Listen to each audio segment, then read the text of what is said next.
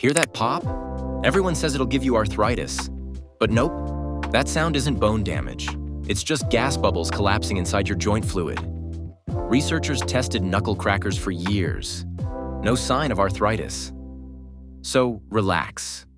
The only thing cracking is the myth.